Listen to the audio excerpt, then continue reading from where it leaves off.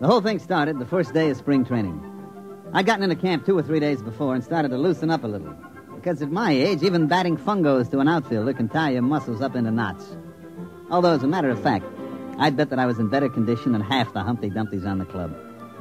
We hadn't won a pennant since, 1997 or was it 98? And it looked like we had a permanent lease on 12th place. The Los Angeles Dodgers were in pretty sad shape, and that's the honest truth. I was standing behind the batting cage watching a couple of kids from our Tokyo farm team when Tommy Watson from the New York Times Tribune News caught me by the elbow. Hi, Joe. Well, how's it look this spring? Well, Tommy, the club has been considerably improved. Mm-hmm. Several of the youngsters are ready to deliver this year, and, of course, we expect sterling performances from our veterans. Is that what you want?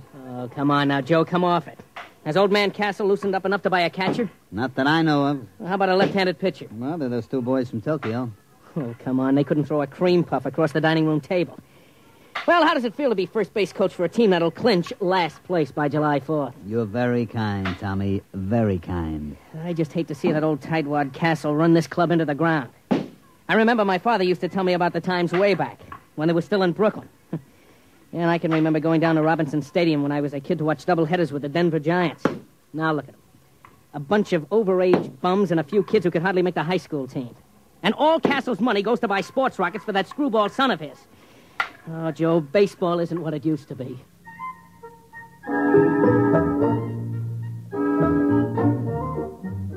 The sad truth of the matter was that Tommy was putting it mild.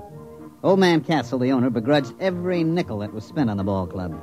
I don't think anybody had gotten a raise in the last 5 years. The manager was old Rabbit Cinderella, and Castle used to issue statements every year about how he had great faith in him. Truth of the matter was that Rabbit would work for less than any other manager this side of the Sally League. You'll see what I mean when I tell you that the club traveled in an old Ford-jet Strato rocket like some barnstorming semi-pro team. I was in the locker room looking down at my feet to avoid looking around at what passed for ball players on this Los Angeles Dodgers when Rabbit came up to me. Joe. Yeah? Get your pants on and come into the office. Oh, what's the matter? Never mind. Come on. Okay. Listen, Rabbit, what are we going to do about a left-handed pitcher? Later. Joe, I had an idea. I thought we could take one of the right-handers and sew the letter backwards across his shirt, and maybe that'd fool the other club. Yeah. Come on inside. Or maybe we ought to disguise Iron Mike, the batting practice robot. All right, that's enough. Joe, the old man's dead. What? I said he's dead, old man Castle. Heart attack. I figured we had him scared so he'd loosen up a little dough for players, and then he goes and does this to us.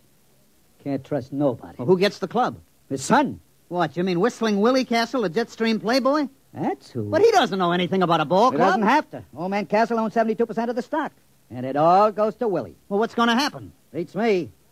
Probably sell us all out and buy a new rocket. Is he here? It was in the Earth-Moon small boat race when it happened. They got a message to him when he hit the direct beam off Lunaport.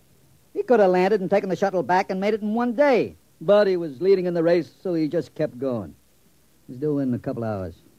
You think you can get him to go for a left-handed pitcher? I don't know. We'll have to try.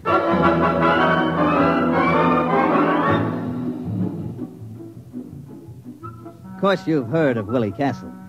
About once a year, he cracks up some expensive sports rocket or gets himself picked up in a survival suit by the IP, floating somewhere in an orbit around the moon. He almost got put away a couple of years ago when he took a debutante up in a Harrison Kilgore cruiser and kept her in orbit for 2 months. The old man was able to kill the abduction charges by claiming that they'd been married at the time. And one time when the old man had a couple of us up at the lodge he lives in during spring training, I saw the kid's room. It was filled with marak heads that he'd shot on safaris on Mars. He came down to the training camp a week later. He buzzed over in a Harley Donaldson atmospheric and set the ship down in the hole between second and third, burning out half the infield. I saw a Rabbit get him to one side and start talking fast, so I sneaked over and listened. Well, Mr. Castle, of course, you know we're all very sorry about your father's death. And He had it coming, the old tightwad. Oh, well, I see. I couldn't convince him that a credit isn't any good to you, stuffed in a mattress. You got to spend, isn't that right? Yeah, it is. As a matter of fact, that's what I wanted to see you about. Now, there's a boy in one of the Milwaukee farm clubs, a left-handed pitcher. I can get him for about $30,000 and a couple of players. And What do you mean? Well, I mean, you're absolutely right, Mr. Castle. You got to spend money. And if we could get a little help in pitching and maybe an outfielder or two... You mean spend money for baseball players? Well, yeah. That was what I had in mind. Now, wait a minute. This baseball team was my father's hobby, like some old men collect stamps or play checkers. Now, in the terms of the will, I can't sell it. But I'm sure not going to throw any good money away on something foolish like baseball players. Oh, I see. As a matter of fact, I'm going to need all the cash I can lay my hands on. Yeah? Yeah. I've got a chance to buy a 3-pile nuclear eraser that'll cut 2 weeks off the round trip to Mars. Oh, I see. You wouldn't want to spend money on anything as foolish as ball play. That's it. You've got the idea now. Oh, by the way, Mr. Cinadilla. Yeah? I find it's quite embarrassing to me to have my friends continually make fun of me because the Dodgers are in last place. Well, as a matter of fact, that gets to be a touchy point with me, too. Well, I'd like to see it change, so if you don't mind, would you please have them somewhere in a more respectable position, say third or second, within a month or two? Now, look here, Mr. Castle. I can't make bricks without straw. You won't spend the credit for a ball player, and I can't... You do your best. Hmm?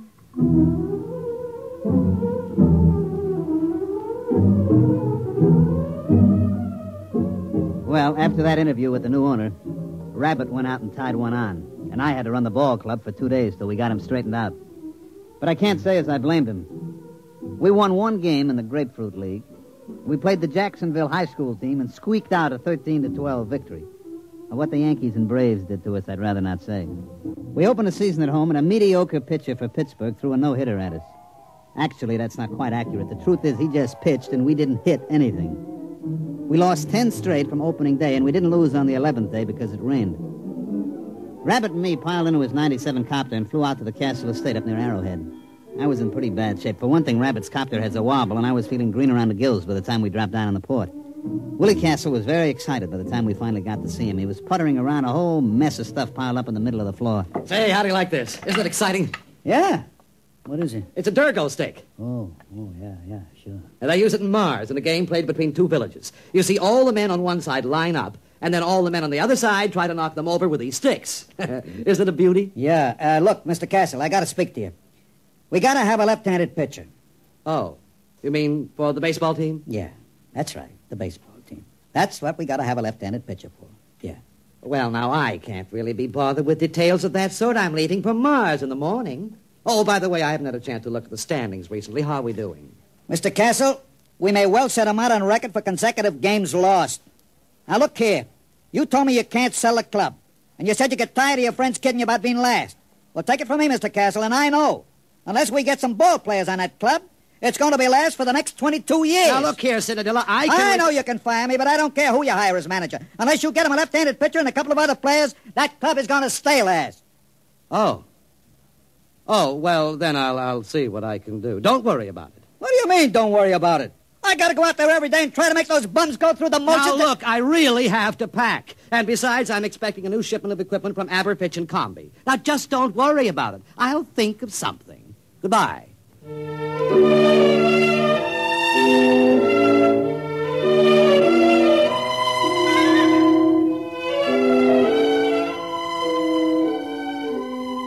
Next day, we lost a doubleheader to Cincinnati by a score faintly reminiscent of basketball. And that's the way it went. Oh, we won a couple here and there. Like they say, you can't lose them all. About the middle of the season, we were so far behind that the local papers just dropped us off the standings, didn't even bother to report it. It was about this time that Willie Castle returned from Mars. He came out to see us at the ballpark just before the massacre. Well, I noticed, Mr. Cinadilla, that we're still in last place. Yeah, Mr. Castle, we are. We are lucky we are still in the league. With the ball players that you've given me. Well, I just wanted to tell you that I made a small bet with one of the boys at the country club. Yeah? Yes. I bet 1,000,000 credits that we'd win the pennant this year. That's nice. You don't seem to understand. I expect to win that bet. Yeah, sure. And I expect to put on a Monroe suit and win the Miss Universe title. I told you to leave everything to me. Now, I'd like you to come into my office, if you please. I have a few things I'd like to talk over with you. For one thing, I've signed a ball player. You what? Oh, look here, Mr. Castle. This I got to complain about. My contract is clear. No ball player gets signed without my okay. Just come into my office, please. I'll explain everything. That night, when Rabbit went up to the plate to hand in the starting lineups, I could tell something was happening. For one thing, old Baldy Snuff, the umpire, was looking at the card like it was written in Arabic. All right, who's the pitcher? It's written right there in the card. Ceramo, Castro, Perbacco... What's the matter, can't you read? Oh, come on now. You kidding? Is he Armenian? Nope. Martian. Martian? That's right. Martian.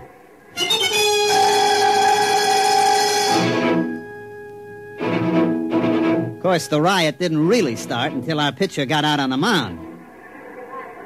Fred Kurtz, the Milwaukee manager, came running out like he'd been shot from a jet. Baldy Snuff was hollering. The whole Milwaukee bench was looking for a fight, but Rabbit just stood there quiet and calm. He can't do that. He can't do that. Look at that thing. What is that? That's my pitcher. We call him Sam. But you can't play with that. That ain't a ball player. That isn't even a human being. What are you trying to pull, Rabbit? Listen, I got my rights. I signed them legal.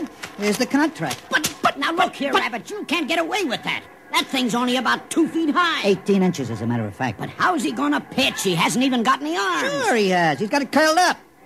Hey, Sam, wind up. But that arm, it's 32 feet long. that ain't legal. You gonna let him get away with that? Oh, there's one other thing. On the end of that arm, look, you see? That's his eye. Rabbit, I'm gonna punch you right in the Now nose. take it easy, Kurtz. Take it easy. Look, I got the papers all here. I've got the United Nations Concordat with the Marshall Colonial Government, a Supreme Court decision in the case of Schultz versus Karawa, Kalpabo, Calfitz, et al. It's legal. Any Martian citizen is entitled to the same legal rights and privileges as a citizen of Earth.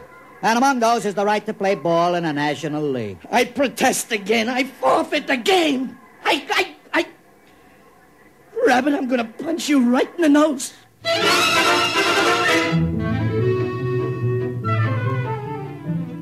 As a matter of fact, the game that night was postponed because of riot.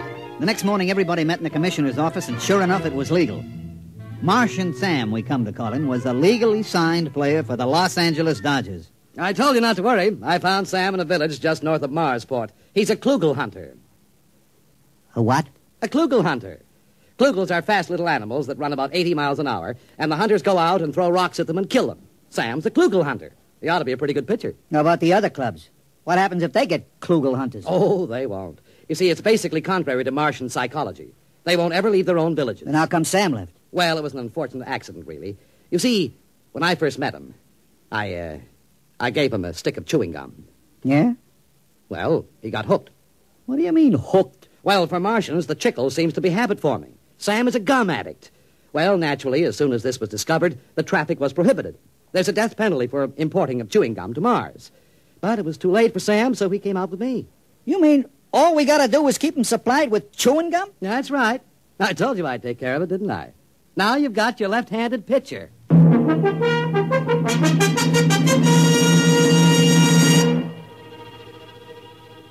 Sam pitched that night. He struck out 27 batters, and we won 3-0. Horace Kelly, the catcher, had a little trouble at first, but he soon figured out how to get around it.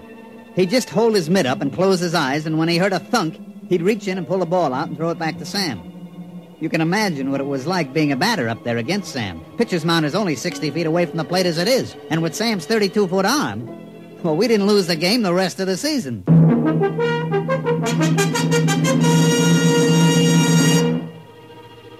Of course, we started out so far behind that by the last game of the season, we were tied with the Milwaukees, and we were playing them at Milwaukee.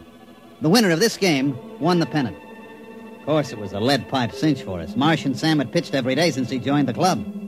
He looked real cute out on a mound, standing 18 inches high in his little Dodgers uniform and in that long 32-foot arm. We had taken a finished batting practice at Milwaukee County Stadium, and I was standing next to Willie Castle's box talking to him. Well, it looks like I won't have to be embarrassed about owning the Los Angeles Dodgers anymore, eh? That's right. With Sam pitching, that means we win the pennant and the series. Well, I think that's very nice. As a matter of fact, I'm thinking of taking the whole team on a barnstorming tour through Mars after the series is over. Hey, Joe! Oh, Mr. Castle. Oh, what's the matter? It's Sam. Oh, what's the matter? Is anything wrong with him? Did he get his chewing gum? Yeah, he got his chewing gum, but he's just lying on the floor in the locker room moaning. He is? We better get a doctor. Yeah, and all those scales keep falling off him. Oh, no. What's the matter? I know what it is. What? It's the molting season. All the scales will fall off. It'll take him a week to grow new scales. But he can pitch, can't he? No, he can't. Any violent movement would bring on great pain. Well, there goes the ball game. Martian Sam can't pitch. We're dead.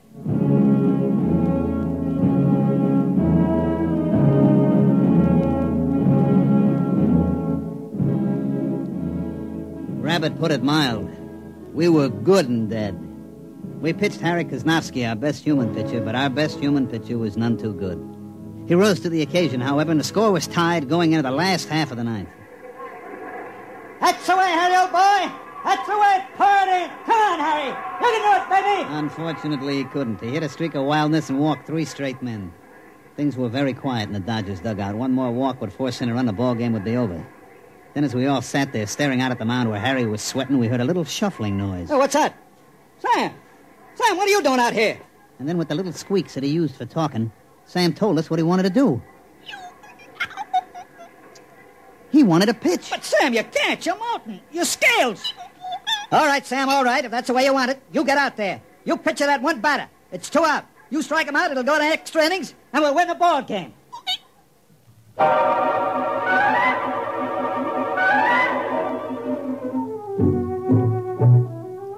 And so Martian Sam trudged out to the pitcher's mound, his tiny legs lagging with great pain. You could just tell the little guy was hurting bad. Now pitching for Los Angeles, Martian Sam.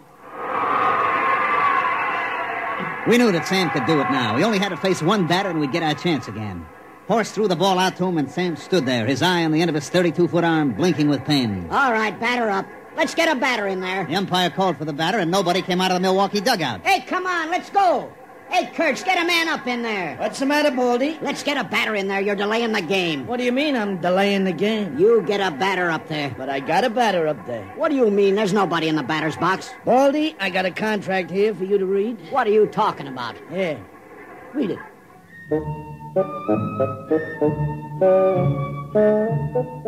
Well, of course, everybody knows what happened. The Milwaukee Braves had signed an intelligent virus from the moons of Jupiter. He was up there in the batter's box, but of course you couldn't see him without an electron microscope. He walked on 4 straight pitches, forcing in a run, and the Milwaukee's won the pennant. But like I say, that's baseball. You can't win them all.